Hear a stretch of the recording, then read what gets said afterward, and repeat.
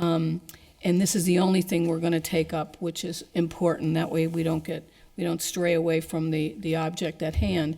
I'd like to welcome the Finance Committee, Councilor Jordan, Councilor Sullivan, myself, Councilor Givner, and Councilor Ocasio. Hear a motion to take up the item that we had last time? So moved. Okay, and that is from several items into capital outlay school building, $850,000. So, do you want to start, Mayor, and we'll go from there? And one thing I would ask is that everybody give everybody a chance to speak, to ask their questions, not to pontificate on anything that doesn't relate to this, and it will get it done. Hopefully, it will get it done. So, go ahead. Yeah. Good evening, councilors. We're here to pick up the conversation we had from the last Finance Committee regarding the purchase of 225 High Street. And before we dive into that, I just want to thank you guys and appreciate the accommodation of having this meeting and kind of continuing this due diligence process. And if whether or not it's decided to go forward with the proposal, it's fine. I just felt like it's my duty to bring these things in front of you, do the due diligence, see what's possible, and then hopefully a decision can be made one way or another as we continue to do the work throughout the community. At the last Finance Committee, there was some homework. We wanted some additional analysis that we're going to hear tonight, specifically as it relates to how we can compare and contrast 225 High and 57 Suffolk.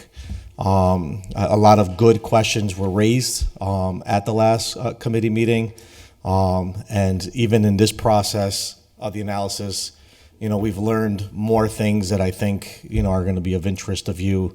That might be surprising, might not be surprising. Either way, very informative as we go forward and make an informed decision as we go forward. And hopefully, this can be one of the many good news that's coming out for the city of Holyoke as far as the school district is concerned, with building of the middle school, with the recent announcement of a path identified to transition our school out of receivership, and hopefully on day one out of receivership, there'll be a new middle school kids can go to, and a new central office that'll offer a sense of new direction, putting the past behind us and starting off fresh, for the outlook of what the city of Holyoke is going to be as far as the school district is concerned. So with that being said, we'll kick things off with the apples to apples comparison. I think we're passing it to Margaret? Rory. Margaret, with some assistance from Rory. Okay. So I think Rory's going to get it up on the screen. Hi, everybody. Homework Hi. is indeed the word of the day. So last time around, there were a bunch of data points that you asked us to look at. And I'm going to while Rory's pulling up the document, I'll talk about a couple of them. So one of them, so this was, again, just to recap, so at the last meeting, we were making a comparison for you between the potential purchase of 225, 217, because it's two addresses, High Street, which is across the street, 57 Suffolk, which is where the district offices are now, on basically 2 floors of that building, and then the last one was Metcalf, which is currently a school, can transition out of being a school after the new middle school is opened, and is a potential opportunity. So what we heard back was that you really wanted to drill down on the comparison between 57 Suffolk and 225 High. So we're going to recap a little bit of what we looked at last time, and then also look at some data points. So let me just sort of mention a couple of the data points that were discussed. These will be summarized on the slide. So one, I think Councilor Jordan asked about the last sales price of 57 Suffolk. So according to the assessor's records, that was $695,000, and it was August 24th, 2022. And Rory knows, but I can't remember the value of the 225 High Street building. Rory, what was that number? The 225 High, 217 value. The purchase right now, Yes, it's 825, 825. 850. Sorry, I'm dealing with technical Okay. things right here. Just give me a second. So a couple of other things that, I think big picture, one of the things you'll see in this comparison is that, and I mentioned this last time, 57 Suffolk is a much bigger footprint. Like it's the same number of stories, but the footprint is basically double. So the way, when I think about renovation costs, and this was played out in what we talked about, both buildings need renovations, different kinds of renovations. But I had used a square foot cost for renovations and applied it equally to both. But then you had also asked about items like utility costs, the cost of managing the property, and moving costs. So let me sort of give you those numbers, which you'll see in context in a minute. So utility costs, what we did was we looked at the past records of 225 High Street, and those totaled for the last year that the building was fully occupied. Those totaled probably around $450. I didn't have the water bills, but in general, it's 225 High Street. 450. So 450, and sort of checking around with some other folks who deal with commercial real estate, it seemed like $455 a square foot is a good number.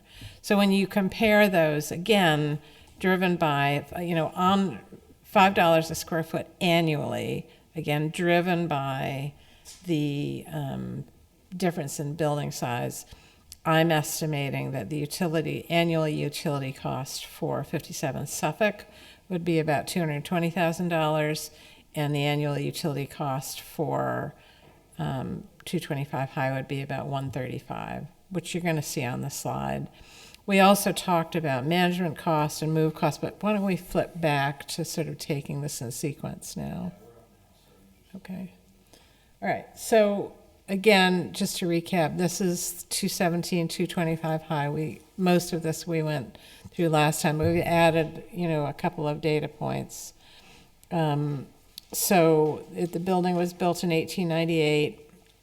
It's the gross square footage is including the basement, which I didn't include in the renovation costs, is a little over 31,000 square feet. It has some new sort of capital pieces like a new roof and a fire protection system, but it does need a pretty much completely 100% mechanical upgrade. Rory, why don't we look at the next one? And then it's attached to, and part of the deal is this building, 217 High Street. 225 High was originally built as a bank, and this was sort of an additional banking hall built about 20 years after the original 6-story building. And the idea here is that with the purchase of that building, the transitions program, which Anthony talked about at the last meeting, would go into the 2-story piece, on the ground floor, the 2-story piece. So by comparison, 57 Suffolk was built a little later, it's just a bigger building, not quite double, but close to double. It's, as far as I know, 100% occupied by office space, although we really only have plans for the 2 floors that the district occupies now and the single floor that the district used to occupy. So I'm assuming that the other 3 floors are comparable. 60 parking spots come with the lease. We were able to confirm that it does have a fire protection system like 225 High, although it's considerably more antiquated. It appears to be in good structural condition based on the previous examination close to City Hall. And as was raised at the last meeting, there is an opportunity here to collect rent because the district would not need all of the space. Or I think we decided to use 4 out of 6 floors. So there would be 2 full floors to lease and 4 floors for the district. And the assumption would be that transitions would occupy the ground floor of this building, and the people engagement space, which is currently on the ground floor, would bump up. The district is currently on the 3rd floor, but in very sort of cramped conditions, so it's sort of allowing them to spread out a little while preserving 2 floors as unoccupied space. And just for a visual comparison, I put 2 of the floor plans next to each other. So on the left here, and pretty much to scale, is 225 High, and on the right is 57 Suffolk. So you can sort of get a sense here of, the difference in size of the 2 buildings. I think the depth front to back of the 225 High Street is about 70 feet, and the depth of 57 Suffolk is about 75 feet. So they're close in depth, but obviously quite a bit different in width. Next slide. Okay. So 57 Suffolk, I dug in a little bit on the square footage. You'll remember that for the purposes of this comparison, I was using $400 a square foot to renovate them. Again, the scope would be different, but I think that's a solid conservative number. I did find that I was able to reduce the square footage that I had used in the previous calculation was a little bit high, so I brought that square footage down to be more accurate, which means that the cost to renovate that we showed you last time, I think was $18 million and change. So this is now showing 17.6. It does have some big pieces that it needs, new roof and elevator. And it does have limited, what I would call egress capacity. So if you had the building totally full, you might need to add stairs or, right now there's a single interior stair and then a fire escape, which is how they get the 2 means of egress. But the building is not, I think, fully loaded right now for occupancy. 217 to 225 High Street, this is just a straight calculation like the one above, based on the square footage, so about 10.7 million. The relocation cost, I looked at some comps of projects where we have managed moves, and I had the available data. And my best estimate is that the cost to relocate the school district in a single move from 57 Suffolk to 225 High would be in the neighborhood of $50,000. And I also just want to stress, these are kind of today's dollars. I'm not trying to escalate this to when this activity might actually happen. And Can we just go back one? sure. Didn't 57 already have their elevator put in? Yeah, we've always had an elevator. The challenge that we had this year was it wasn't operating for, I think, a period of like 10 months. But it is now. Yeah, it's Okay. it's since been fixed. So Okay. took 10 months to get it fixed, but it's fixed now. All right, thank you. Yeah, and the thing I did not look into, but in 57 Suffolk, is whether that elevator meets the current code for dimension. I know it doesn't. I know that the elevator at 225 high doesn't. So if you do this level of work in a building, you're going to have to meet the code for having what's called a stretcher, an elevator that can take a stretcher in it. So, but again, I think the cost per square foot I'm using is a conservative one. So that elevator is up and running, but it's by no means new. I just have another question about, for 57 Suffolk, would we be purchasing Suffolk? Would we be purchasing the building, or would this be us still renting? So that was a question that got asked last time was, well, what if we bought 57 Suffolk? Because in the comparison that I walked you through last time, it was comparing buying a building to leasing in a space. This comparison we're looking at tonight is buying either one of them, which makes it a little bit easier to think about. But it does require adding in the costs that were raised last time of what if you, now you're operating it. So there's in the lease, is embedded in the lease is your utility cost and your management cost and all those things. Now, when you buy the building, you have to think of those as being outside of that number.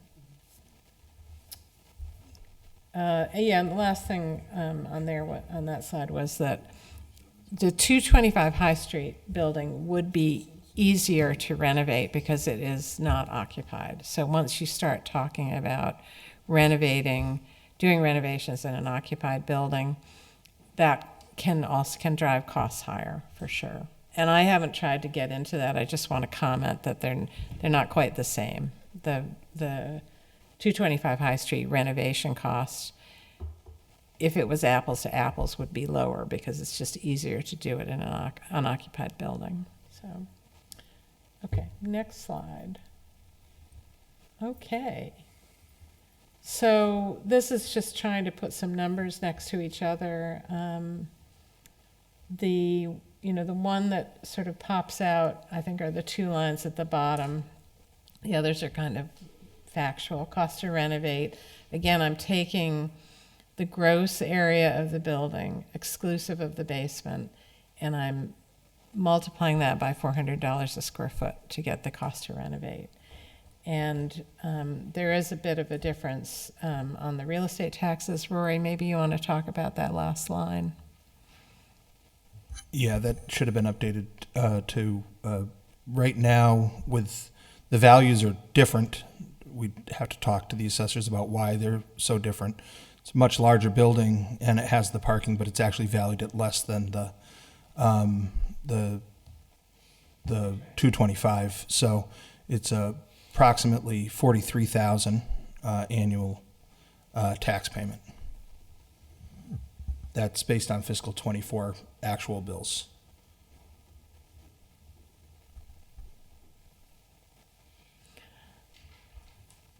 Any questions about that? Just about those numbers. Oh, those numbers?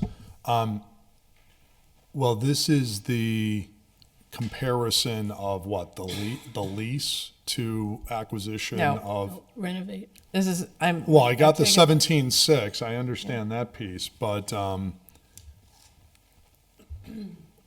what I'm suggesting is, do you have what the rental income difference would Yeah. be? I don't see a line on there's that. there's more coming. Is there more? Oh, okay. Yeah. All We're right. not done. I'll wait till you're done. then. Okay. Is there a total of 60 spaces? Or is it just that our lease includes 60 spaces? So obviously if we acquire it, we'd get the whole parking lot. Yeah, we're currently leasing there's more than 60 spaces, yeah. Okay. We're leasing 55 of them. Okay. But in the lease agreement, it allows us to add spots as needed, and I think it's capped at 60 because they need parking spaces for other tenants. So right now we're leasing 55 of them. Okay. I just want to point out that if we acquired this one, we would get the whole parking lot. Yeah. That's true. Yeah. Yep. But we'll get into all the details in a little bit.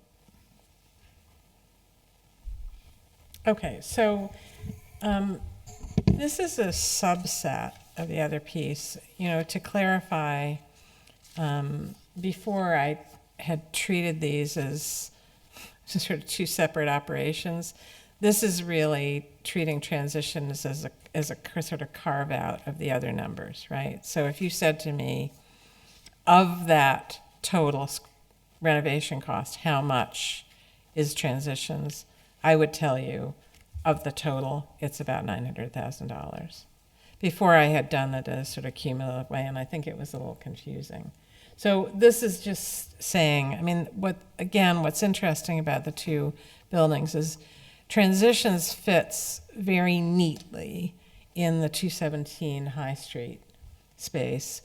The 57 Suffolk Street space on the ground floor, for those of you who've been in there, it was a department store. So it was like one big open floor that's been subdivided into two spaces with a circulation area in the middle that allows you to get to the stair and elevator. What I did, again, to try to make this apples to apples, is I just assumed that we would take a similar amount of space to what fits nicely at 217 High Street. And it's a little bit funky because you're going to have part of the program on one side of the central circulation, and you're going to have part of it on the other side. But it's still functional. It's in a visible, accessible location with a combination of open space for academics and private space for administration.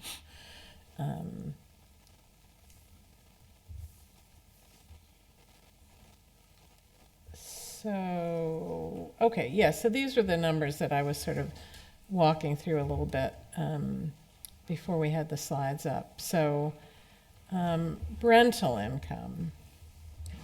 So obviously, 225 High Street, because it's a pretty good fit with the district's requirements, really doesn't have the capacity for rental income.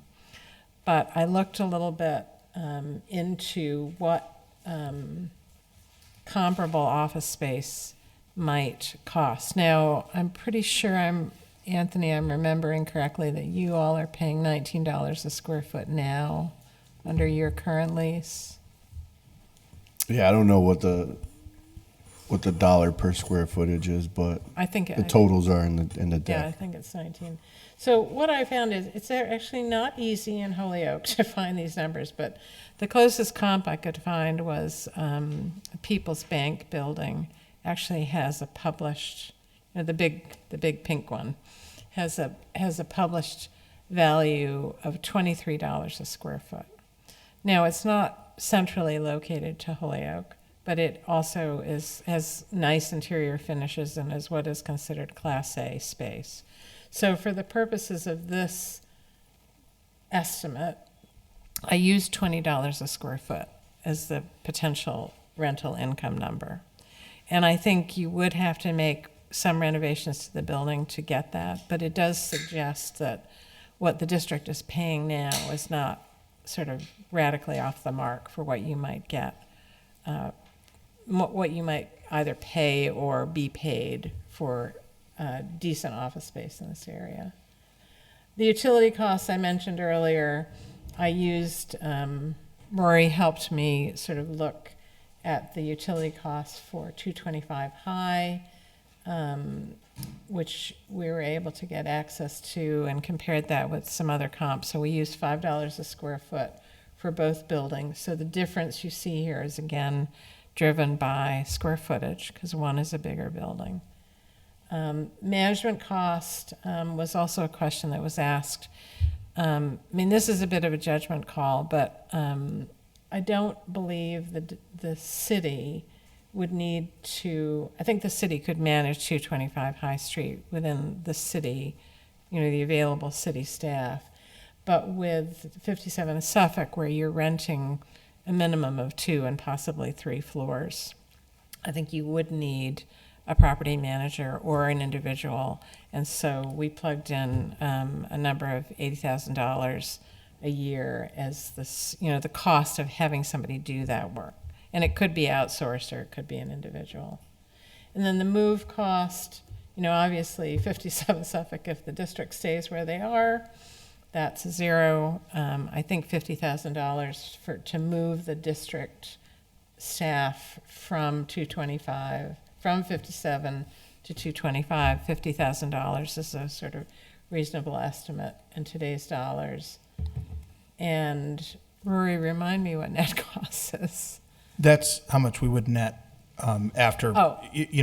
with round numbers. Once you figure out what the utility costs would be, the management costs, and then Got it. the rental income we would net. There'd be a positive of 6,500. Got it. So that is the list of the homework questions that you asked.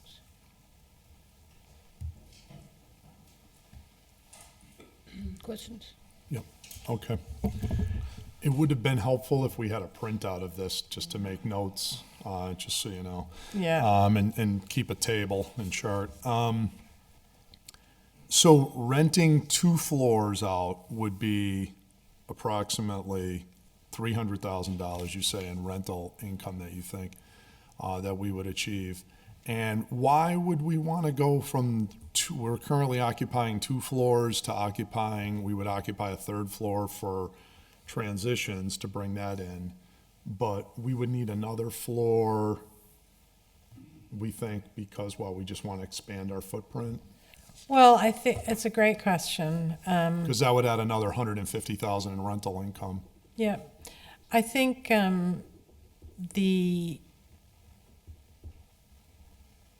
didn't have floor plans for the 2nd floor, so I was guessing a little bit. But the way I thought about it was that you have a department. The district is I mean, if anybody's been up there recently, really packed very tight into the 3rd floor. So the thinking through the programming, I said, well, transitions is occupying most of the ground floor. They don't need all of it, but it's not an easy way to split it up. So you'd probably pull some of pupil services down to the ground floor to be, when people came in, as they do now, and say, where do I go? Who do I need to talk to? I think you need a group there to do that. But most of the 1st floor would be transitions. Then you would take all the rest of the pupil services people who are on the 1st floor, and you'd move it up to 2. And you would, I think, unpack a little bit the district offices. So for sure, you need 3 floors. The question of whether you would need 4 floors is a more in-depth discussion, but we sort of stated it as a conservative assumption. So you're right, it could be 3 floors, but that's the way I sort of thought through the programming exercise. How many square feet does transition use now, and what's their current rent? I can tell you that. So their current rent is $54,000 a year, Okay. and that lease ends at the end of this year, right, Anthony? Calendar year, yeah. So Calendar year. yeah. December. It would be ending in December, and we would have to make a decision on. I know that the number of students has grown there, and the need. I know that the program has So there's what, about 30 kids in there now? 36. 36? There's 16 staff and about 30 kids. Yeah, and What's the current square the footage? program has expressed. So Girls Inc. used to be next door, and they have a bigger space. They have definitely expressed like wanting to entertain like that big space, but we've told them to put that conversation on hold until we see what's going to happen. Square footage, do you have that in I the slide believe- deck? No, I'm looking at the wrong. I don't. I know what the net is. I did a takeoff of, I sort of made a list of all the spaces they have, and that net. Let me just look here.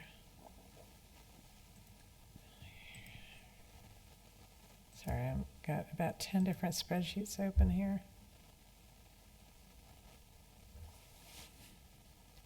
Oh, I know where it is. Here.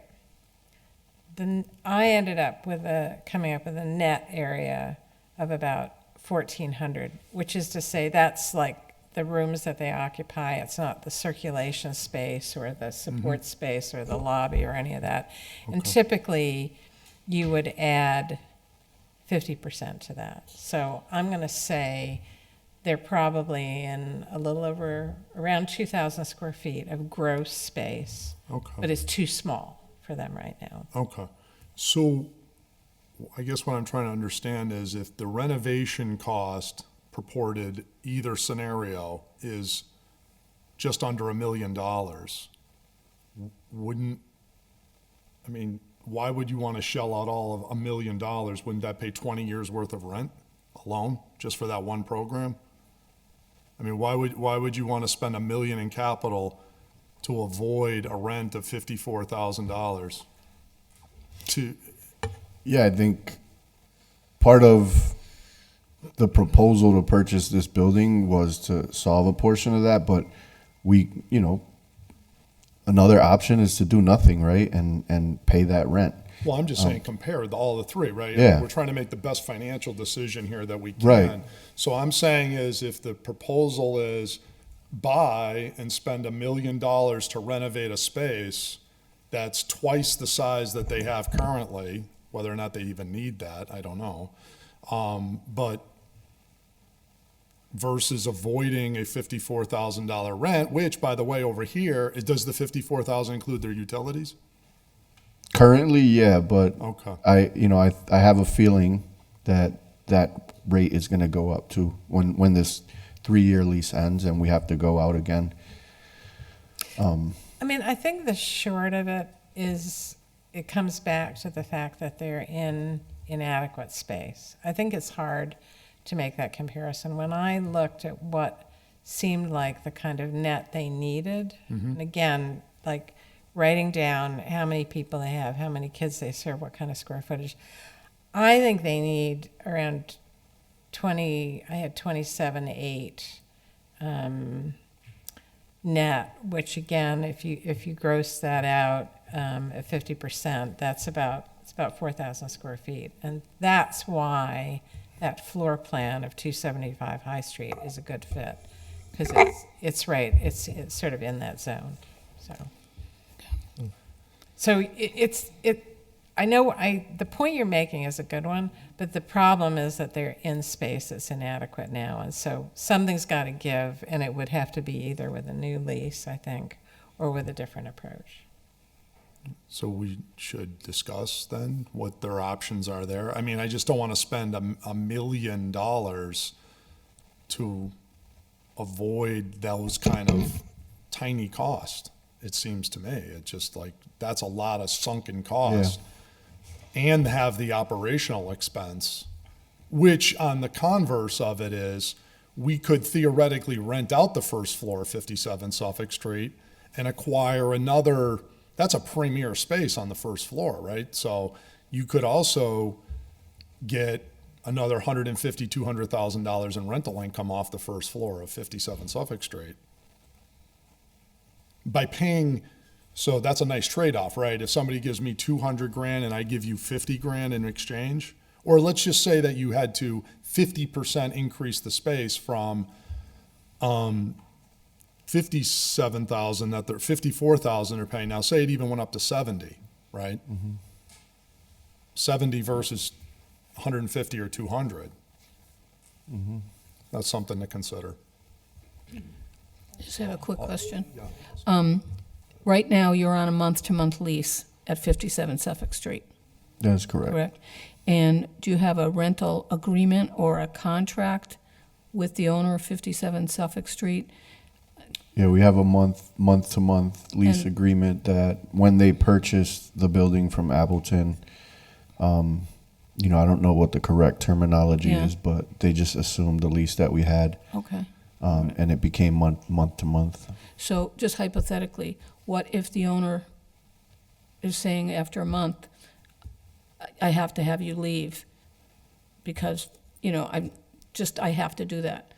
What do we do? That Sorry. would be a very bad situation to be Yeah. in, but I would be working with the mayor to figure that out. And I don't think that's.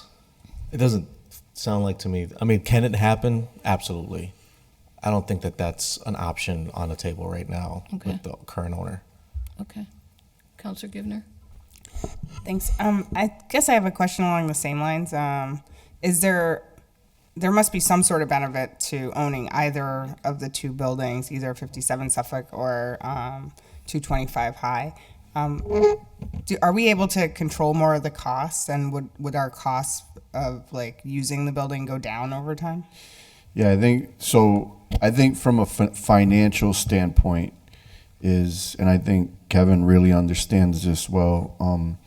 Within the school department's budget, there's certain allowable costs that we can take into, which primarily, 88% of our budget is coming from state Chapter 70 revenue, not local tax dollars. But the caveat to that is they say that you have to spend a minimum of X dollar amount, and you can't pay for leases that are greater than 3 years old. So historically, what has been happening is when we come to the city council and request a budget appropriation, we ask for that minimum amount that's required by law. And then we, in addition to that, say, oh, by the way, please give us another, $220,000 for these leases that are greater than a certain, 3 years old, because we can't pay for it out of our budget.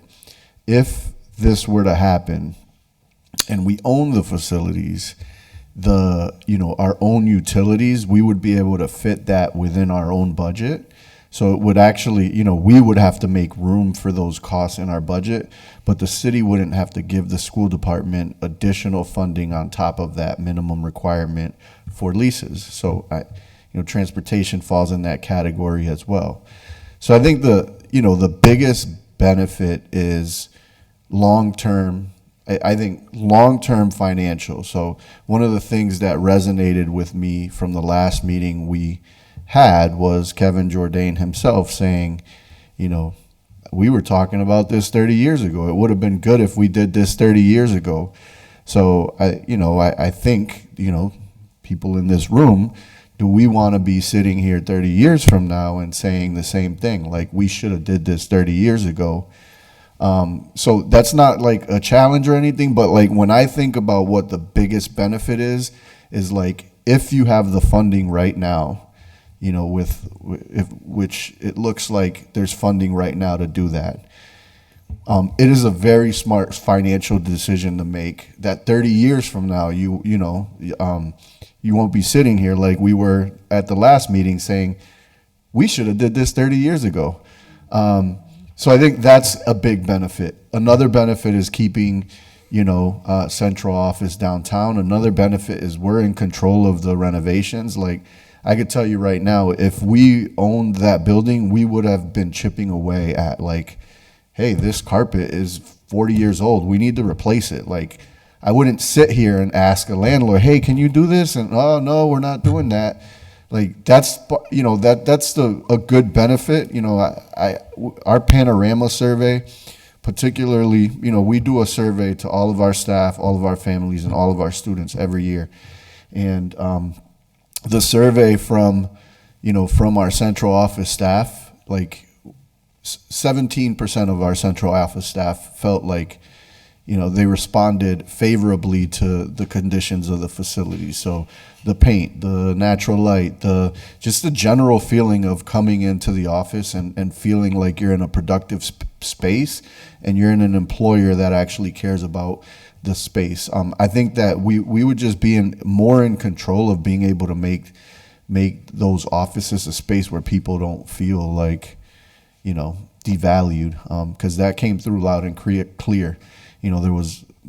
We got hit really hard on technology, which we've had a lot of internet issues, a persistent issue for the last 2 years, and we got hit really hard on facilities.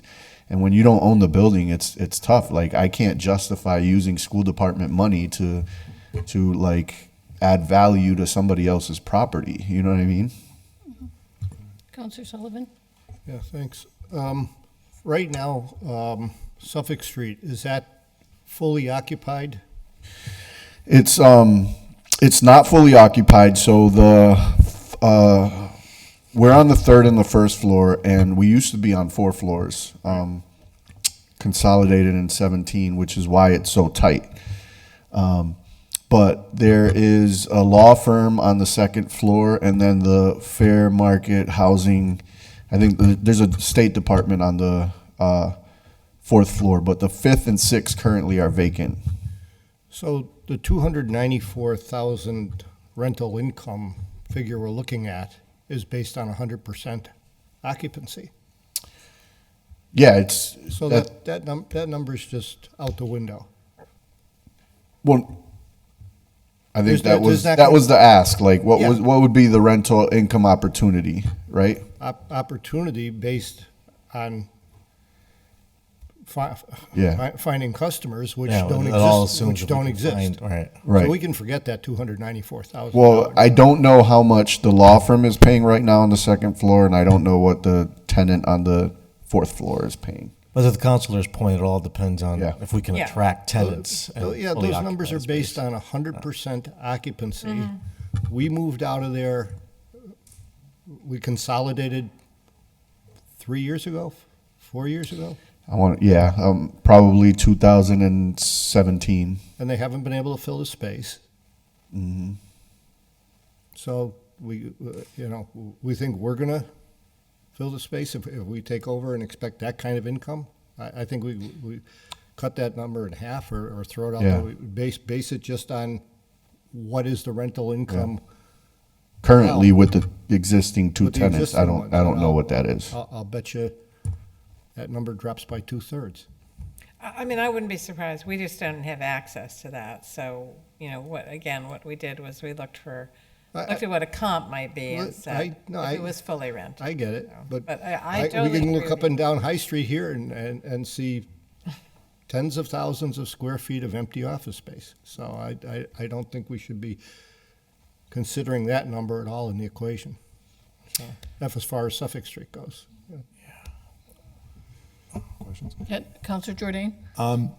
In terms of the inspection reports for the two buildings, can those be given to us so that we can see the full inspection reports for 57 Suffolk Street and 225 High Street?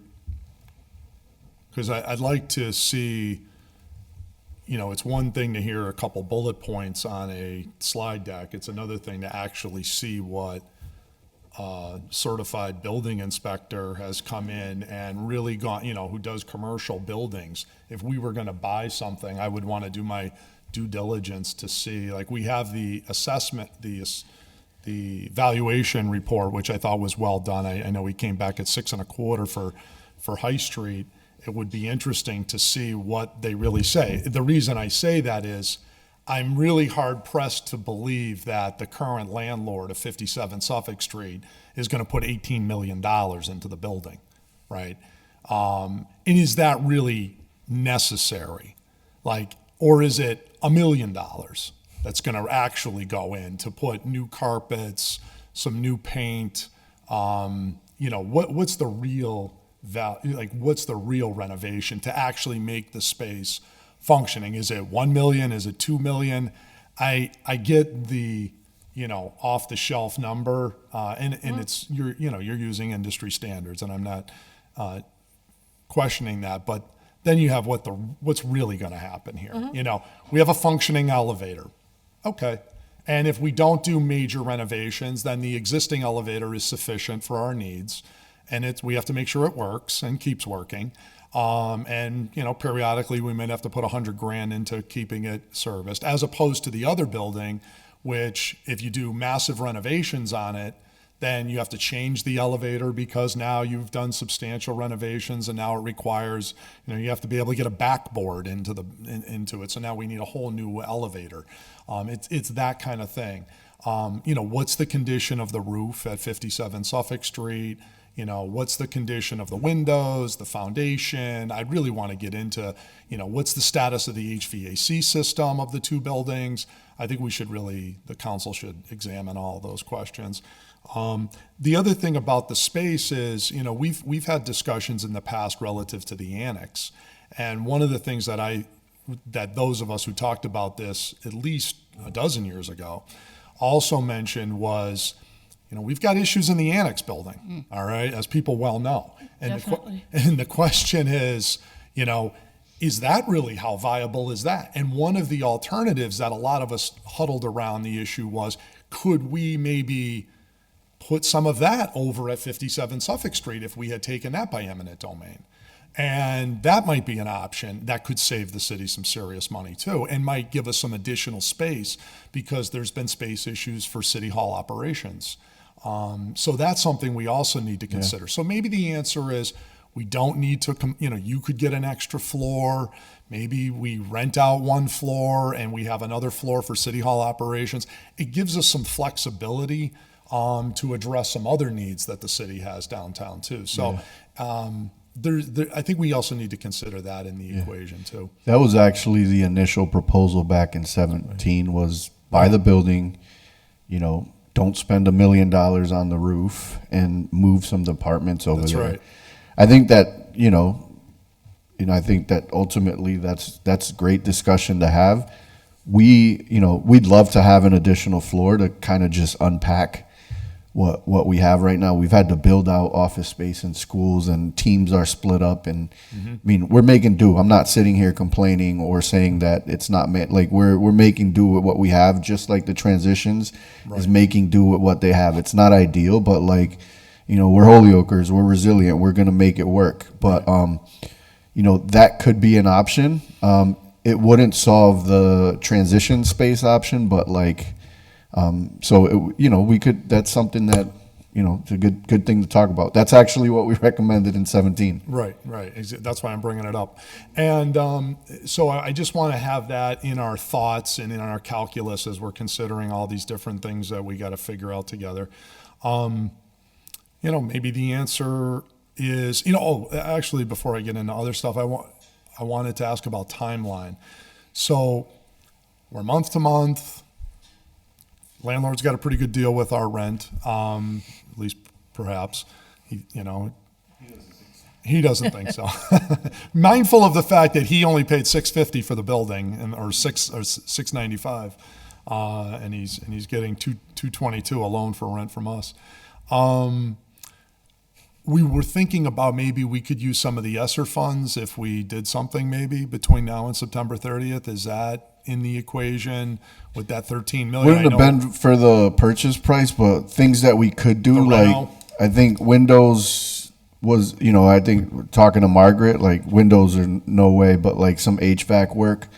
I'll be honest, that window's really closing in terms of timeline.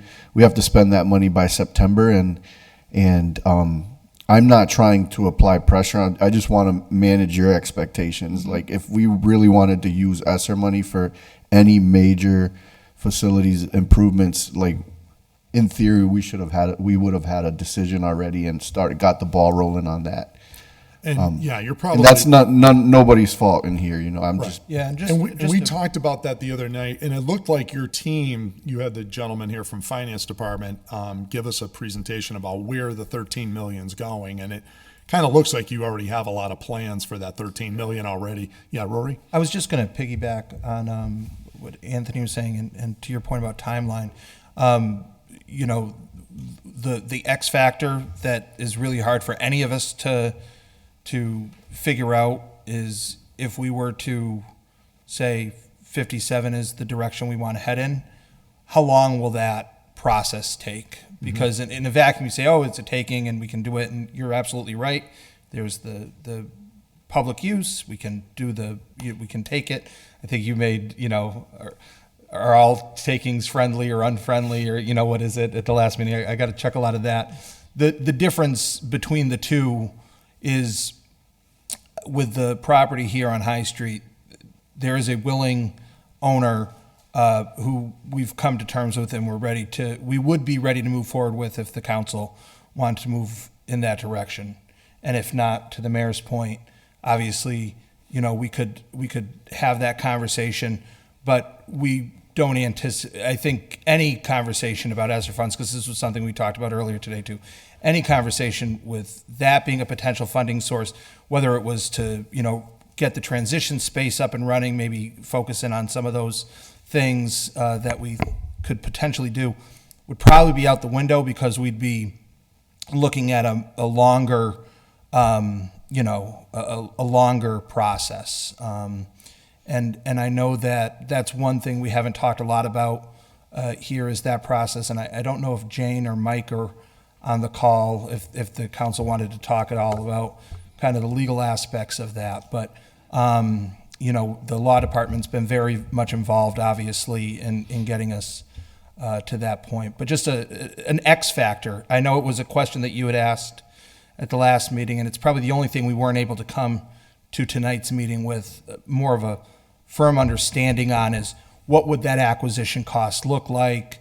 What would that timeline be? Just because we are talking about negotiating a taking in a public forum, you know, there's more to it. Well, I think the only legal aspect that I had relative to the taking question is when a building is for sale, why are we using the term friendly taking?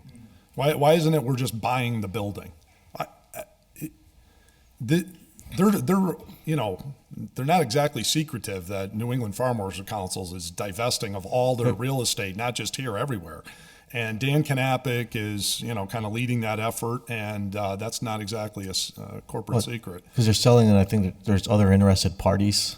And so by us, you know, implementing a taking of the property, it kind of gives us a little bit of an upper hand on, or priority at least, in the, you know, in the priority line of trying to acquire the property. I see. Is it that there's other offers that are out there better than? There's other interest. One particular interest that actually they had we were really moving, and a significant amount of investment happened in that shorter building where we want to put Opportunities Academy with Gandara, and Hope for Holyoke was ready to move right in across from City Hall, among other interested parties that have been knocking on their door. It's a great building, centrally located in our city's downtown. So that, I mean, just that's why, you know, to answer the question. I see. Okay. Just one oh, yeah, I'll second, Kevin. No, it's okay. I just wanted to let people know that Councilor Vacan and Councilor Israel Rivera were also here. And I just have a quick question, and then if you want to, I think it's a good idea to get the inspection reports. And what does that entail? Is that fire department comes in, the building department, and do they do it with both buildings? And does a landlord of 57 Suffolk Street let you do that? I can't speak, like, yes, there should be fire inspection certificates and all that for the building. What I can say is back in 2017, there was a, like, Fuss and O'Neill, we hired a consultant to go into 57 Suffolk and do what's called a whole facilities condition assessment. It looks at the bones of the building. It looks at the HVAC system, the roof. Like, they did a thorough analysis, which I believe has been provided, and we can certainly provide it again. But it is from 2017, and in that analysis, it listed what the age of the roof was. It listed what the age of the elevator was, and what, you know, and they also put a kind of a schedule of, like, in the next 7 years, this is how much funding you would have to put into the building to, you know, replace roof, to do everything that needed to get done. It was a, you know, I don't think we have that level of an analysis of 225 high, and I don't think, and we don't have something current for it. We have something for 57 Suffolk that was, like, you know, from 2017, Okay, thank you. 2016. I do want to add about the 57 Suffolk report, which I've read. It was a summary that was done from the perspective of, you know, what needs to be repaired, which is a very different perspective, I think, than you would want if you were buying the building. And, you know, to give an example, when you do repairs, I mean, let me just say, this is a very general problem with municipal structures. The building code requires, when you hit certain thresholds of expenditure, you are required to do other things. That report does not address that at all. So once you spent, for instance, a third of the assessed value of the building, you have to bring it 100% up to code. The assessed value of the building, right now is probably $695,000. So a third of that is $225,000. So you replace the roof, you're required to bring the whole building up to code. So, I think this is why, it's the way the code is written is one of the reasons that property owners don't invest in buildings.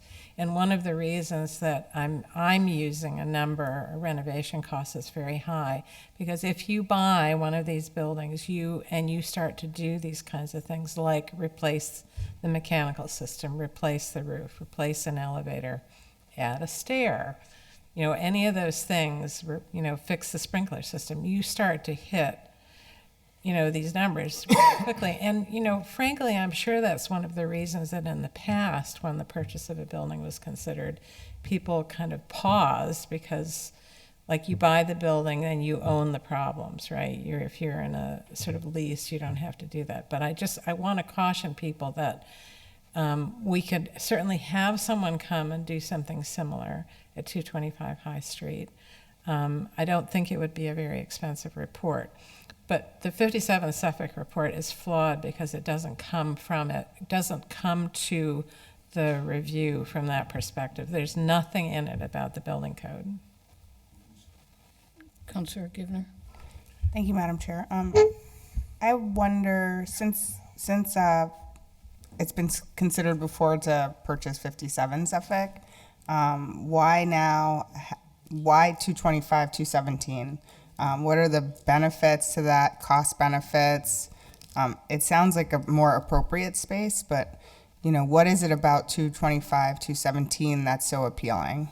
So she can go over, once again, I think, the cost benefit and whatnot, but I can tell you that a couple of factors are involved here. One, they have been talking about for a long time, for a couple of decades, about getting rid of this lease at Suffolk Street.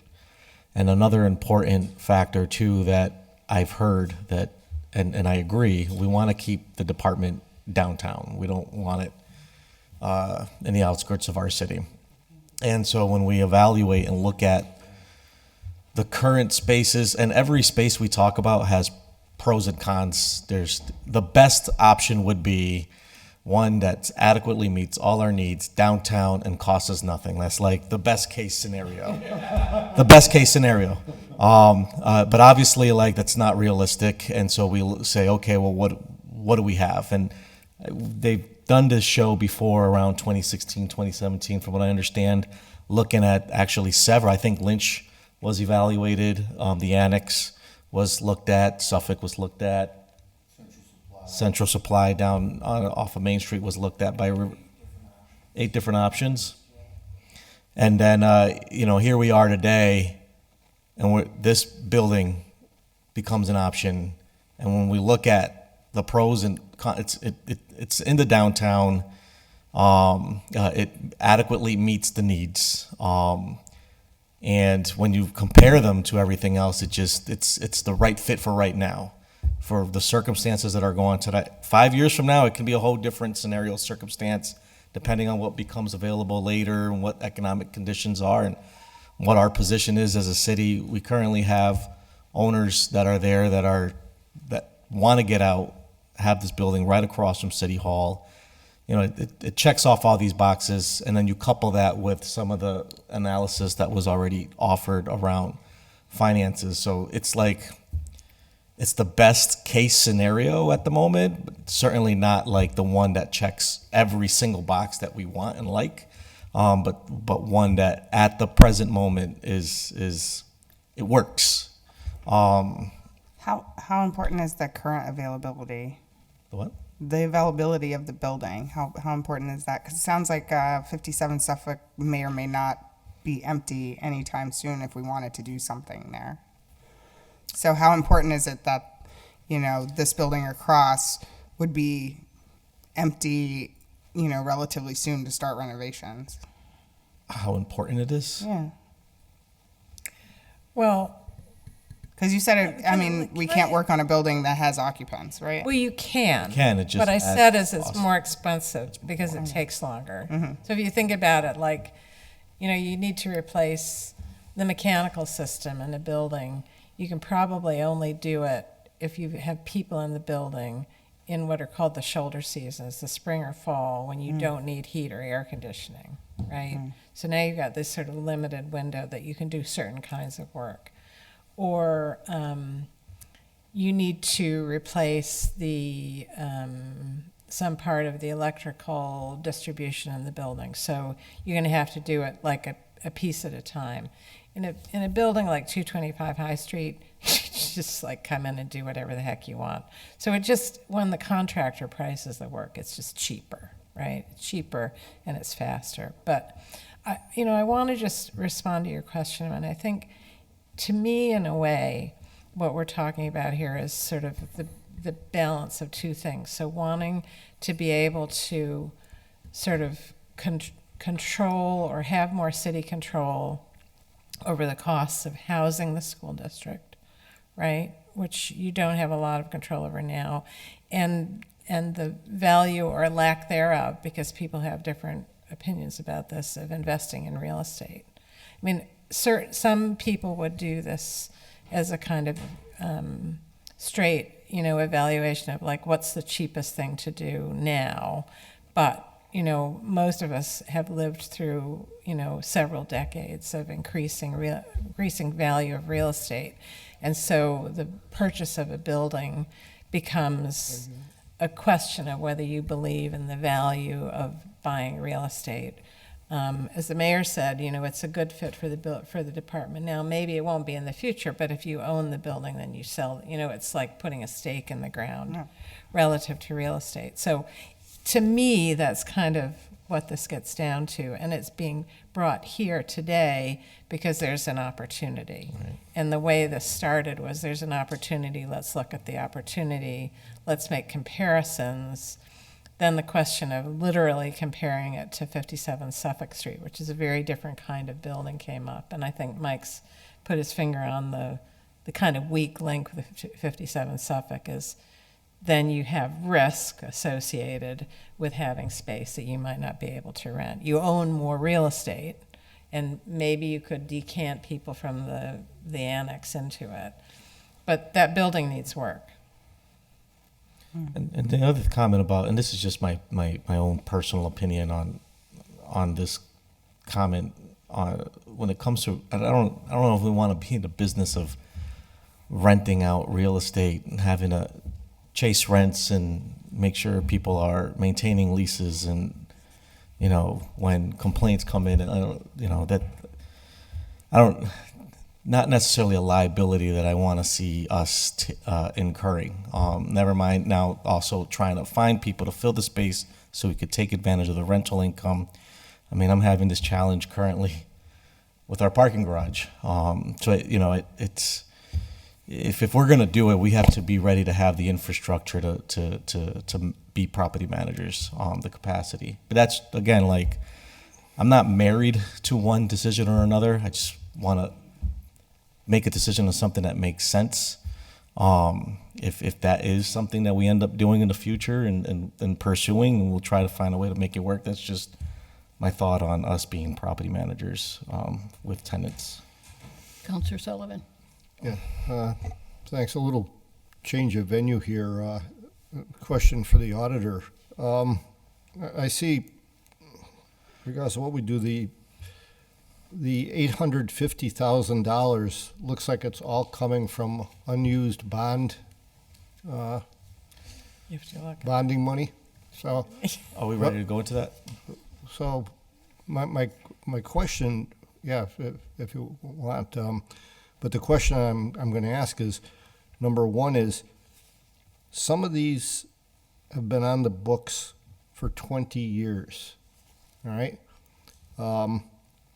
How has that affected our bond rating and our ability to bond for other projects over the last 20 years? With these just sitting there, why weren't they closed out? Yep. And then to top one off, we got all these problems with the parking garage, and geez, there's 16 grand sitting there for, 12 years. So, So, you want me to answer this question? yep. The bond surplus is 402,000, so those are super old bonds that were authorized and bonding was issued. I can't tell you why they weren't closed out, but they probably should have been reappropriated at some point. So we've been trying to clean up all the grant funds and debt funds, so this is the list that we came up with that had surpluses in them, and I did inundate you with some information about the different laws, about the surplus funding. Yeah, some of these bonds have already been paid off. So for us, that was just undesignated cash that was sitting out there. Should we have reinvested it? Yes, probably. Unfortunately, it wasn't done. And then you also have a sale of real estate fund of $303,000. And that is when we sell city real estate, we're allowed to spend that money with appropriation on capital projects, anything that you would bond for. And then also, some of this money is taken from capital stabilization, $145,000. So that's the breakdown of the $850,000. I did send you some DLS guidelines on the different kinds of funding and what they allow for you to do with it, and same with the bond authorizations. If you want more information, I can try to get that for you, like property sold, things like that, but this is what we have available that we can spend on this type Right. of expense. I understand that. Okay. How has this affected our ability to bond for other projects? It has not affected our ability to bond because it's cash. It just sat there. And I think they're bonds that we're actively paying. Yeah, most of them are paid off, actually. The transactions were from 2010 and previous. So it doesn't affect our ability to continue to bond for other projects. But what it does do is tie up this cash that we are not using, that we could have reappropriated and invested in other capital projects. In other words, it was encumbered all these years. It wasn't encumbered because that would mean that there was expenses that was attached to the funding. It was just, they closed out the project and they never reappropriated any leftover cash out of the debt fund itself. Not necessarily a best practice, but a practice that has allowed us to have Right. this opportunity today. Right, it's not a best practice. And these funds could have been encumbered, and then the project came in short, and they liquidated the purchase order, and that would also free up that cash. So it would you'd have to talk to the project managers at the time. I couldn't go through every project and tell you what happened. In a healthier, operating community, when you're doing year-end closing, and you're transitioning to new fiscal years, and you're closing out projects, and those things would be addressed right upon when they happen. And for the last 2 decades, I could tell you, don't necessarily have had the infrastructure set up to effectively keep up with those obligations, and so you have that where an account was there, got paid off, and eventually, but no. Yeah, we do it. We do it now. I can tell you, when I first came here, you couldn't actually tell a debt fund from a grant fund from a special revenue fund. We've gone through, we've labeled them all so we can track them. So now I can pull up debt funds. We can look at surplus funding.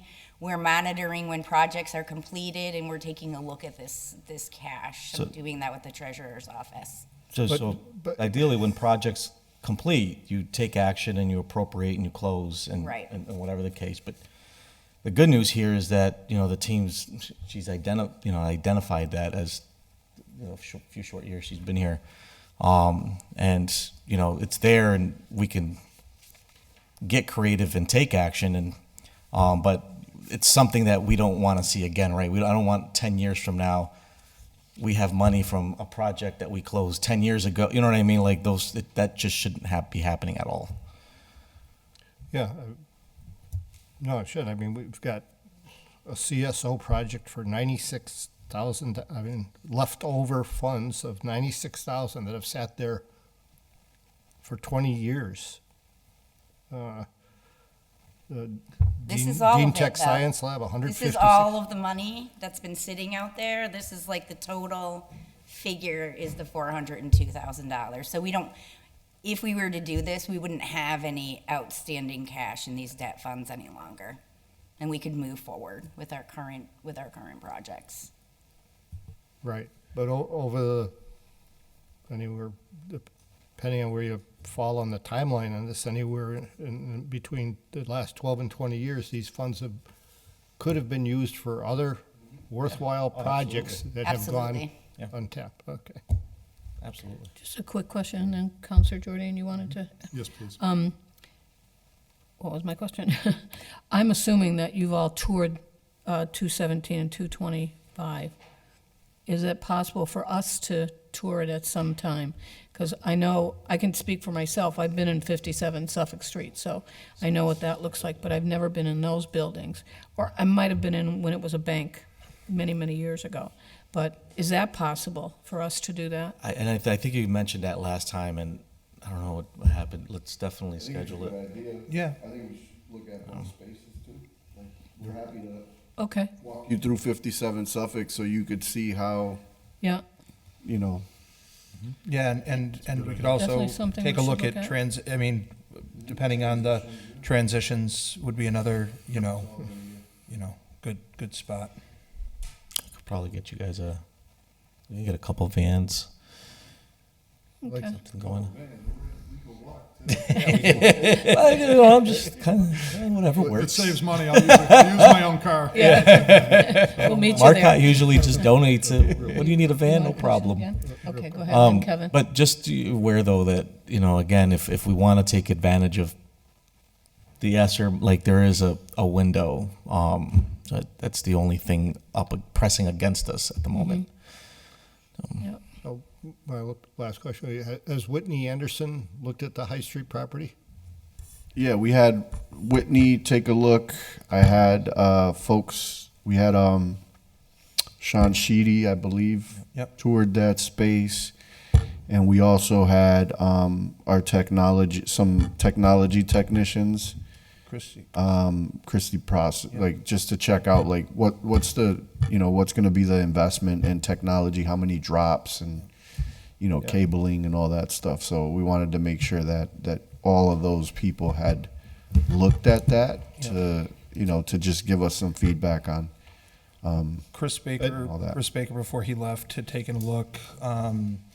We've had, in addition to Margaret, Mount Vernon Group did a walkthrough, and we've been then a number of also curriculum. Or that's probably not the right term, but more on the educational side as well, to take a look at the transition space, to take a look at pupil services. So they've been through both those buildings. And the other thing that I don't want to just, I wouldn't want us to just like do a dump of all this information, but what I can do is I can share with Jeffrey, it's all public record anyway, and he can share with you the links to the Google Drives that we have together for both properties that have all the historic records, building permits, everything that we've used and have given to Margaret and her team to do these analysis, to take a look at both properties, up to including the new roof and the warranty that's on 225 High. That's it's less than 2 years old, or just over 2 years old at this point. And so we can give you all those things as well. Well, for me, a short, very brief summary from Whitney and Sean would suffice. Right? I have complete confidence in those two. Yeah. So, I think Whitney was a fan. Well, in fact, to your, and I share that sentiment. And They asked Whitney before they asked me. yeah, we did. We had Whitney and Sean both went through it together, and we asked them, is it a go, no go to even engage with Margaret, to spend the money on an appraisal, to invest anything, tell us your kind of go, no go. And they said, it's a winner. That isn't to say it's all sunshine and roses and it's, not going to take some work, but they absolutely, and I'm sure can provide that written analysis. Counselor Jordan and then Counselor Givner. Yeah, I mean, obviously, if Whitney and Sean want to share a report on a comparison of these two and their impressions of the two buildings, one of the other questions I wanted to ask was, how is maintenance being handled now at 57 Suffolk Street? I'm assuming you have some custodial team or who Yeah, or so- other maintenance team handling your, It's, the old lease, it was a part of our operating expenses, and now like it's just all a part of the rent. That trash in all the common areas and the bathrooms are cleaned by the landlord. but they won't go into our spaces and clean. They go into our spaces and empty trash. We have a mail courier that part of his responsibility is opening up the building, and once a week, doing a vacuum, like doing a little bit of a cleaning. And we've committed to that based on the survey responses that we got from staff, that we have to do a better job cleaning, making sure that that's happening, because the landlord is not doing it. And that's one thing that I sat down with Eric Sewer was, look, what are you guys gonna do? Because like I can't sit here and continue to have employee dissatisfaction. If we're gonna have to get guys to come in once a week and do a deep clean of this place, we need to know that. So in a new space, we would probably have somebody there full time. There would be more responsibility on their part. I think there's capacity to do that anyway. Our mail courier goes out and, delivers the mail from school to school every day, comes to City Hall, does purchasing, does all that. But there's definitely capacity to say, all right, the rest of the day you're supporting and throwing out trash and doing all that other stuff that we would have to do. So it's kind of built. We already have an FTE that would do that. So obviously, if we go and acquire these two buildings, we're going to have to consider the cost now of, you're going to own if you would have this building or 57 Suffolk Street doing, a whole building. Of course, tenants at 57 Suffolk Street would probably continue to do their own custodial. So you wouldn't have to do the same building, but you probably need to build in an FTE for maintenance on both structures, Yeah. right? This one's bigger, but on the other hand, you're renting out already 2 floors. Yeah. So maybe then when you take these 2 floors off, it's more comparable. So I think we need to build in the budget an FTE probably. Yeah, we either way, would right? we would do that, and I don't anticipate having to add, because when we get the new building, the new middle school building, that's there's opportunities there to keep some people employed that would otherwise, not we're taking 2 school facilities and moving them into one Right. building. So So you there's have some- somebody. there's but we you're just we'd going to have shift somebody. those costs. Yep. I like the idea of getting all those old materials from the 2016-17, refresh our memory on that. I do like the idea of getting a structural report for the new one as well as an updated one. I think you should have the same person or firm do one for each building. And then do kind of maybe a comparison for the council of the pros and the cons of these 2 buildings, that really gets in there and looks at the structure of the 2, like this one has this elevator versus this situation. This one has the new roof, but this one has this, or, kind of really do a side by side of the 2 buildings. I think that would be extremely valuable. I would recommend that. I know certainly if I was buying a home, I would want to see a building inspection report of a home. The proverbial, does this thing have termites type of situation? Does this thing have foundation issues? What's the condition of the roof? I mean, I wouldn't buy a home without that. I certainly wouldn't buy something of this type of cost. So, and then my question, because I think we're going to need some more homework here, but what's the plan on spending 10 million, 18 million? Like, where is all that coming from? Like, where are we going to get that from? And how does that work? So I think we've got we lease, keep leasing in one column, 57 Suffolk Street acquisition, 225 High Street acquisition, and we're kind of building this matrix. So, what's the plan to fund all these 10 million plus in costs? And is that something the school department is gonna get approval to pay for all that, or? I think we talked about that at the last finance committee meeting, but we can talk about it again. A lot of the investments, they're capital, so we're talking about between now and the next 10, 15 years. So there's some of the immediate things that need to be done in year one, which there have been, and Rory can probably speak to some of them. Some sources that, we've kind of just pre-identified at the present moment. And then obviously every year thereafter, it has to be, we have to capital plan accordingly what we want to spend every year for the next 10 years to be sure that we're keeping up with what did they say, it was a total of 10 million if we were to go all in. So it's not anything that we're going to spend, like we don't need $10 million to move in on you know what I mean? So it's going to be thought out and planned for throughout the course of 10, maybe 15 years, depending on the timeline that we want to create for ourselves and the feasibility of it. Okay, so that's important, right? And I think we should have a slide on what you're proposing, similar to what we did with the schools, right?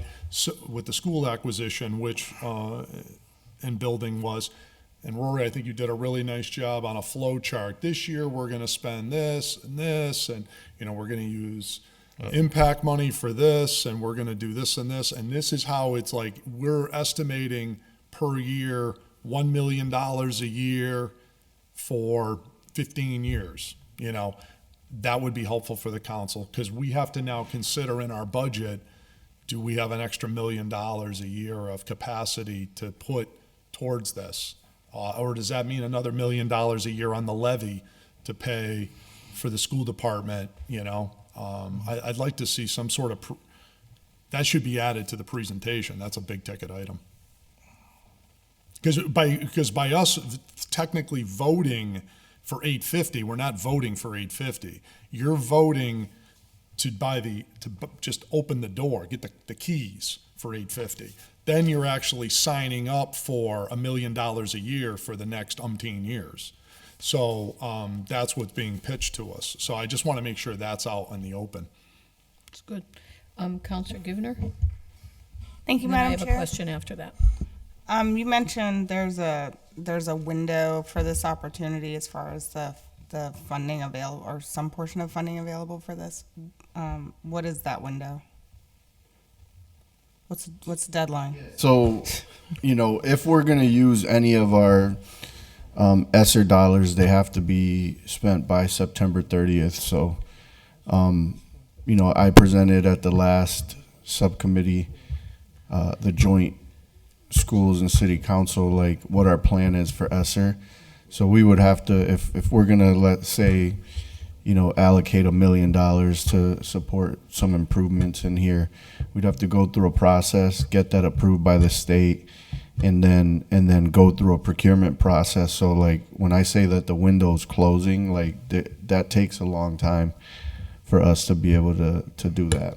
And also like Well, September 30th is. okay.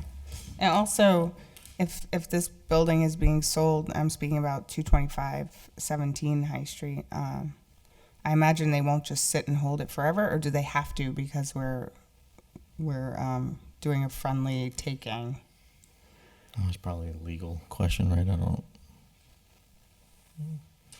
Right, because it's really important that we get all the information we need to make a decision, but I think it's also good to know how much time we're working with, because we'll just keep getting more. Every meeting we'll have another question, we'll need another report. So I think it's important to know what our time frame is, because otherwise, there's always going to be another question. There's always going to be something else, another concern with either building.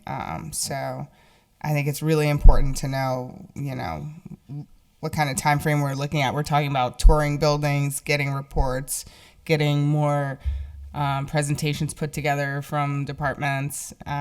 It's a lot of work on everyone's part, and it's really important, but we should probably know what we're working with. Yeah, I don't know if anybody's from Legals Online, they can certainly speak to it, but just know also that there is a fallback. If none of this happens and goes through, the only option available on the table, that's the most feasible within our control, probably, is just moving the central office to Metcalf.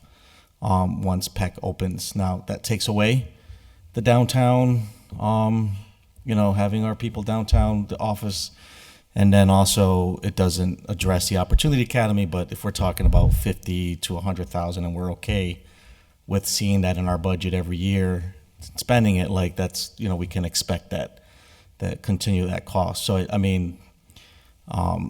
we can take as long as we want, but if these doors close, we're going in the Metcalf direction. Just a question about Metcalf, that's also a polling place, so I'm not sure what's gonna happen there. So that's another added thing you have to think about. Is it is a polling place, and I don't know, I know we've had the fire station before, and that's not a go. The Elmwood Towers won't let us use that, so that's just something to think about. And I know Whitney is retired, but Sean, when we have another meeting, which I'm assuming we're going to be having, we need to have him come in, and then he can explain everything, because he was here the other night, and he was really very helpful, very helpful. So that's really all I have. Madam Chair, I was going yeah. to say, whoever does the inspection reports, it'd be nice to have that person come in. Good idea. And then we can, Yeah. because what I want to also get at, do we really need to spend 10 to 18 million? Or if we're, because we're already staggering these things over 15 years already, so we're obviously not doing all the work up front. That's good you mentioned that, because the 10 or 15 was just a number she guessed per square foot with the whole thing. Right. The building's in really good condition. It might not be 10, 11 million. It might be 5 million. It might be Exactly. 6 million. Yeah. But we won't know for sure unless we actually spent, if we really want to get into the nitty gritty, I'd need some money so that we can hire the engineers we need to do a real report. We're just going by, those that we let us know depend what you on. need. Maybe it's worth the 10 grand or 15 grand to. It'll be closer to 50, I imagine, to be, because the Fuss and O'Neill analysis that Margaret mentioned from 2016 cost the city about $15,000, and that had flaws in it. So, and we'd probably be talking between the procurement. We do have a house doctor contract, so we might be able to tap into that. But realistically, we'd be, what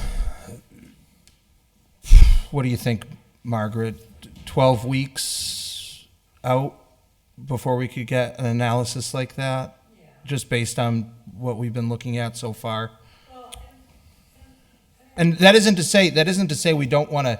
Yeah, setting the expectations, because I know that's been a part of the conversation tonight. Is just, it's not like if you schedule a meeting in a month, we're going to have that piece. All the other things we could do, and we could get you a more thorough analysis, but a structural stamped report from an engineer. I think that's, I just want to be clear exactly on what we're looking. Whoever's qualified, I don't know if it Yeah. has to be an engineer, but if that's the case. But my point is, if we do one of these in-depth, structural reviews of what really needs to be done to meet the needs, to the mayor's point, maybe it comes back, we had to spend 40, 50 grand to feel really confident that this building is the better building than this building. Mm-hmm. But on top of that, if it saves us from spending millions that maybe we really don't need to spend. Oh, absolutely. And we do this for 5 million versus 10 million, that would be money well spent too. Yeah. So it's something to consider.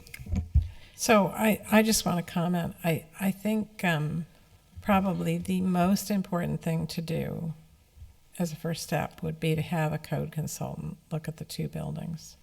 Because in many ways, you can say you need to replace 100% of the mechanical system at 225 High Street. You need to replace the roof at 57 Suffolk. If you do that, you're going to have another Fuss and O'Neill report that tells you it needs to get fixed without looking at the bigger picture of what you will be forced to do by the code. That's the real issue here. That hasn't been done at 57 Suffolk, and it's complicated. So that's how I would think about starting it, is I would have a code person look at it first, and then I would just sort of line out all the things that you needed to do in sequence. Because you're right, you don't have to do them all at once. Like a roof, It doesn't affect who's in the building. Mechanical system, really hard to do you have people in the building, right? But you can sort of put all those things in a sequence and say, here's a way you could approach it, and look at whether you can do it over multiple years. So, but I cannot tell you how important the code thing is, and this is how buildings degrade over time, because people are trying to avoid being forced into making upgrades that they are expensive, right? And I have a question too. I definitely, our next meeting, if we can have a codes inspector have already done that work. I don't know how long it's going to take, but that would be good. And additional building insurance, is there a price on that for owning those two buildings? In addition to what we already, So we could get yeah. that number real easy. Yeah, the insurance number is easy. okay, I think the code analysis might take a month. okay. But you could do the two things in parallel. I'm just saying that if you don't do that first, you don't really have an understanding of what you might have to do. Okay. Right? And we came at I came at the 225 High Street thinking that again, you're gonna hit that number right away, and you're gonna have to do everything.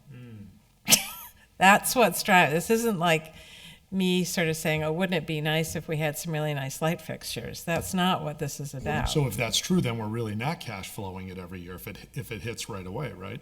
So now you're forced into, Well, or you do a multi-year project, but the way the code works, it assumes the cost of improvements to the building done over 3 years.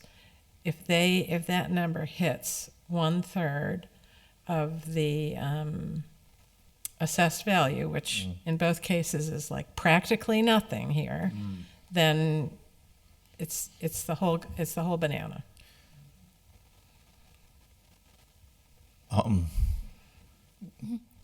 I just wanted to see if whether or not, because we didn't really get to answer Councilor Givner's question about time, if whether or not Jane or Mike Bissonette's online at all.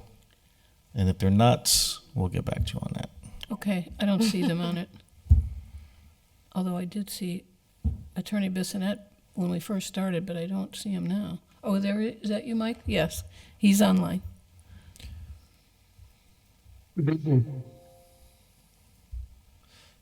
Mayor Mike, did you hear Councilor Givner's question around in this friendly taking as we go forward with our due diligence process here? What's the timing? How soon do we have to respond as we try to figure things out? Well, with an eminent domain taking, the city can essentially declare its need for the property and record the taking, as long as it provides two recent appraisals and determining a price to be paid, which is known as the pro tanto cost, paid by the city to the owner. The owner has the right to contest that cost in court and seek additional damages, but they can't prevent the taking. In what's termed a friendly taking, the distinction is that both parties agree on the value of the property and that the property will essentially be taken by the city in exchange for that value. So it clears title is one of the very good things about it. I'm not clear on this property chain of title at this point, but I would say there is some concern about the city having to get involved in a taking if it's in the middle of a transaction between private parties. There may be some issues there, but not to prejudge this particular deal. Generally speaking, if the offer has been accepted, you're looking at 4 months, 90 days to 120 days from the time that the offer was accepted. If you can consummate the deal during that time period, then there's no problems, no appraisals needed, and you can just record the deed once the payment has been made. So it's relatively quick. And in this case, apparently the city has available funds upon appropriation by the council to proceed, so that impediment would not be there. In that case, all systems would be go and the deadline would be met. However, if the deadline isn't met, the seller has the option under this agreement to put the property back on the market, seek other buyers, make other arrangements, and then the city would be faced with a dilemma of trying to, if it decided on High Street, to essentially take it from a arm's length buying between whoever that buyer was in the Farm Workers Council.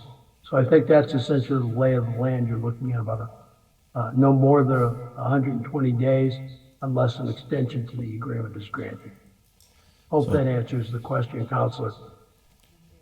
The short answer is, I guess it depends. I just would like to welcome Council President Tessa Murphy-Ramboletti, and Councilor Sullivan had a question. And Tessa, if you'd like to speak at all, let us know. Yeah, so Attorney Bissonette, in an eminent domain taken, a unfriendly one, let's call it, we mentioned having it based on two comparable sales, but wouldn't the person who's having the property taken also have an argument for having it based on lost income or on an income basis as well? Councilor Sullivan, you're absolutely right. That usually is the argument made by those who disagree with the valuation. The difficulty there is, as you know, it becomes a battle of experts. And depending on the judge or the jury, you could see a verdict higher than what was paid. You could see a verdict that was lower. I've seen two reported verdicts in the last month on eminent domain cases where one city had to pay $30,000, one had to pay $600,000 for a waterfront parcel above what was paid by the community. In Chicopee, when the city took a parcel that that was damaged by fire, but then became a billiards hall across from City Hall, the city valued it as zero. Because it was so in violation of the codes that it had no real value. And the jury, the owner sued the city. The jury came back and found that the value was $15,000 less than what the city had paid, which was, I think, $30,000 if memory serves. So those things always don't go the way of the owner, but that's why you try to get a fair market appraisal. And hopefully it helps us all be clear about why it's better to have a friendly taking than an unfriendly one, because sometimes those can get pretty drawn out. And yeah, so just a $15,000 difference in this scope isn't that much, but if I think we're paying $300,000 a year right now. 222. 222. So if he was to make an argument that he's lost 10 years worth of revenue, 2.2 million, right?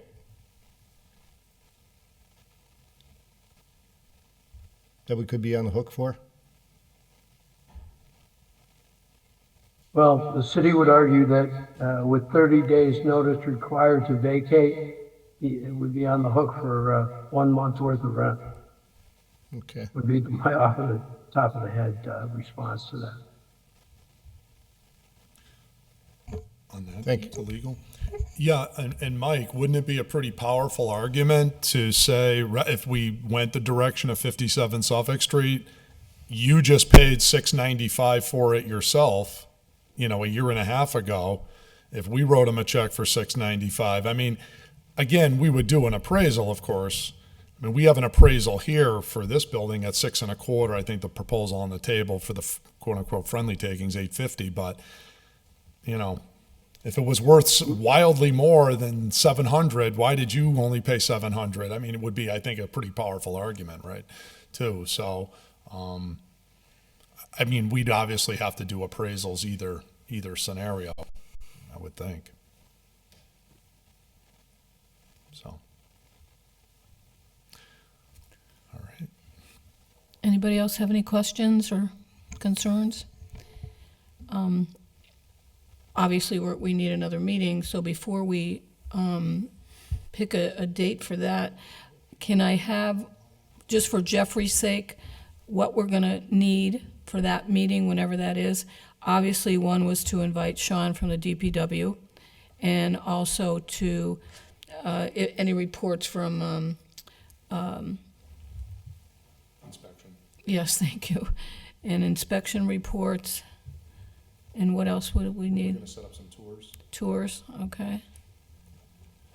And let's see, codes inspection, I don't know that that's something we can do soon. I didn't want to totally, I was very thankful to hear about the moving cost expense, but we were told previously it was in the hundreds of thousands of dollars to move the school department previously. So I'm just letting you know that that was kind of numbers thrown around, the 50 grand number. That's great to hear. But is there some way we could validate that somehow? We could. I mean, yeah, for the next meeting, Yeah. just as while we're working on these other things. I mean, just to be, so what I did was I took a recent move that we had managed that was bid out in Worcester for a charter school, and I prorated the scale of the move from that, which was a smaller renovation, to this. And, I added a little bit to reflect that that was a year ago.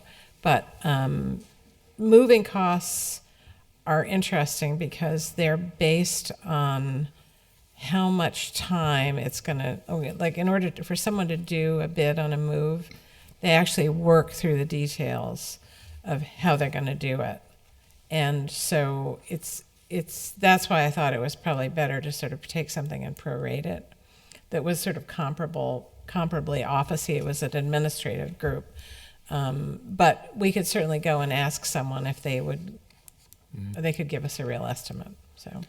Could we get a report from Transitions that talks about their space needs? That they have 2,000 square feet now roughly, but is there something that they could talk about that would explain, why they need 4,000? Is that something between now and for the next meeting? Could we get something about their future needs? Yeah, I mean, I think we can. It's probably going to be easier to show you when you tour that space, but I can ask Okay. from a programmatic standpoint. Yeah, maybe when we come, they Why could we're explain. outgrowing that Yeah. space. Yeah. Okay. Counselor Bacon has her hand up. Thank you.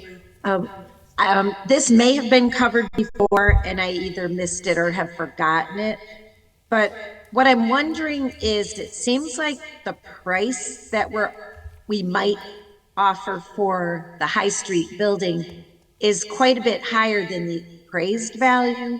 And if normally a taking would be based on the appraised value, I guess I would just like to understand why the price would be this much higher.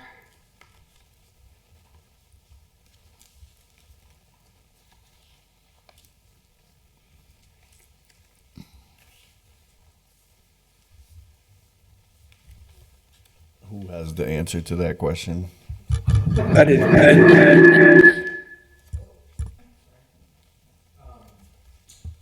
I didn't know if that was a question for legal, because that was, I mean, basically, you heard Attorney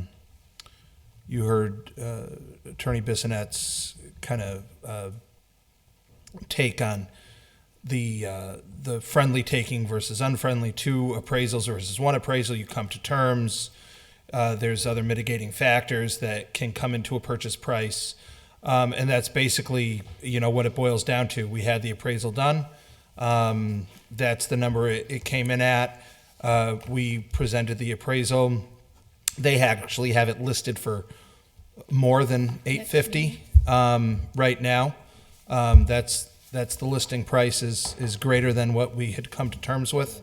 And that's essentially what it boils down to. I know the mayor had to run off. He was leading that conversation, so we could get a more thorough answer prior to the next meeting. But that's essentially. Third, that's next week. Okay, thank you. You're very welcome. They're gonna be ready. We're gonna do tours, inspection reports, they're gonna need a month just to do the cost, the code. Are you all set, Counselor Bacon? Yes, thank you. Okay. One other thing too, if we can, whenever the tour is arranged, if they could invite all the council, I think that would be important for everybody to see it. It may be staggered, it may be one day this many and, that many. Now we have to try to figure out a date that's good for everybody on this committee and on that side. We have 2 city council meetings coming up in April 2nd and April 16th. I put a finance meeting on the 3rd, which obviously is too soon, and that's for whatever comes out of council meeting on the 2nd. And then the 16th, I put a meeting for the 17th, but again, I don't know that that's going to be enough time, and I want to make sure that that's the only thing on the agenda is this. I think that's helpful. So the 30th is another date that I have, but it seems that's a month away. I don't know if that's helpful. Can we have all what we need for the 30th? Does that sound The like? 30th of April? Yeah. Yeah. I think most of the things that have been requested, the only thing that we can certainly schedule tours. Again, just on 57 Suffolk Street, just some of the things that popped to my head as far as a concern with potential timing. We can tour the school department space. I don't know that the other tenants are going to want to let us walk through their space. They may not. The difference between the report that was done back in 2016, 2017, and now is that the landlord at the time gave us full access to the entire building. Unfettered access, no problem. Fuss and O'Neill was able to walk through the whole place.